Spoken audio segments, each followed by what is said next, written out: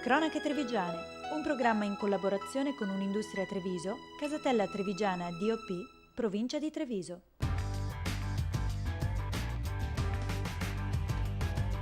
Z Group, Communication by Image. Comincia una nuova puntata di Cronache Trevigiane. Come vedete siamo alla Stalla Sociale di Monastier e qui le parole tradizione ed innovazione non sono mai così appropriate come quest'oggi, perché si festeggiano i 40 anni di attività, ma si inaugura anche il futuro, ovvero un impianto di biogas, pensate, che darà l'elettricità a circa 2000 famiglie ogni anno. Di tutto questo ne parliamo nel corso della puntata, ma intanto andiamoci a vedere questo primo servizio della nostra trasmissione. A tra poco.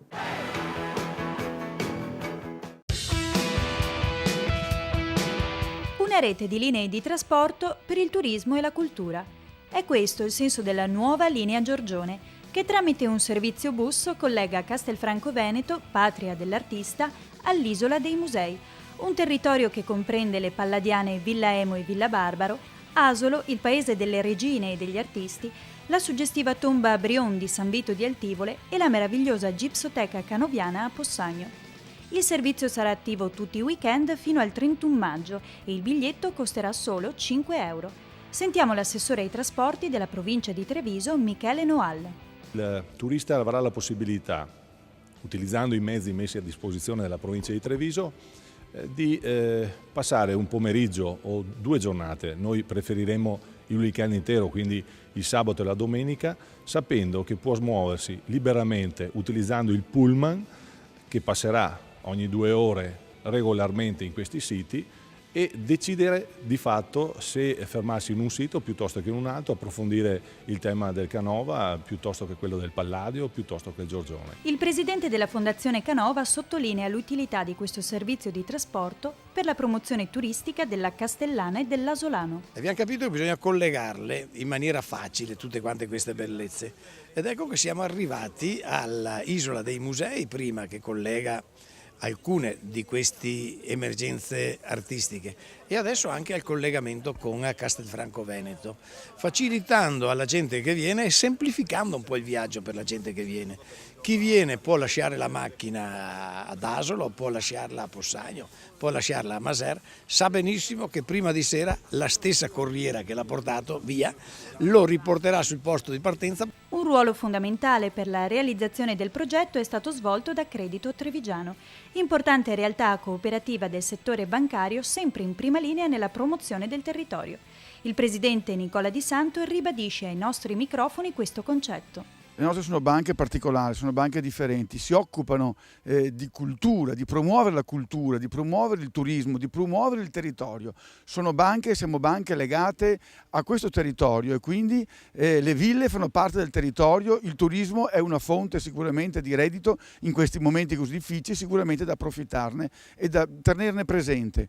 Mettere insieme tutte queste peculiarità, quindi territorio, banche locali, io penso sia veramente uno strumento di soluzione anche di una crisi che oggi sta imperando. E come preannunciato comincia questa avventura dalla Stalla Sociale di Monastier. 40 anni festeggiati oggi, era il 12 dicembre del 1969 che in 13 costruirono questo percorso. Ma oggi non è una festa solo per questi 40 anni, ma oggi si guarda al futuro e ne parliamo con il presidente Gianni Nichele, ovviamente presidente di questa stalla straordinaria, perché qui si taglia il nastro di un impianto di biogas che vengono un po' a vederlo da tutta Europa. Sì, diciamo che ancora prima di cominciare abbiamo già avuto delle visite dall'estero, dalla Francia, dalla regione Abruzzo e altri allevatori o anche studenti della zona che sono interessati all'argomento. Presidente, sta a significare che qui con i reflui zootecnici andiamo a produrre elettricità, mi dicono per il fabbisogno di 2000 famiglie in un anno. Sì, è vero, con i reflui del nostro allevamento che conta 2100 capi di presenza media e con l'aggiunta di biomassa vegetale riusciamo a produrre gas per far funzionare un cogeneratore che produrrà l'energia elettrica sufficiente a 2000 famiglie in un anno. Un investimento di circa 4 milioni di euro, poi intervisteremo anche chi ha progettato questo impianto, che ci darà un po' una sorta di scheda tecnica, ma questo investimento ci ritornerà in quanti anni? Ma diciamo che l'impianto dovrebbe pagarsi in 5 anni, anche se il nostro piano di ammortamento è previsto in 12 anni, che è la durata del finanziamento che ci ha concesso la BCC di Monastiero. La mission, come si dice, aziendale comunque è quella di produrre buona carne veneta. Sì, è quella di produrre buona carne veneta utilizzando tutti i prodotti e i sottoprodotti che ne derivano, e appunto per questo impianto utilizziamo i sottoprodotti dell'impianto, che in genere in un'azienda classica di solito vengono chiamati scarti e hanno dei costi per lo smaltimento.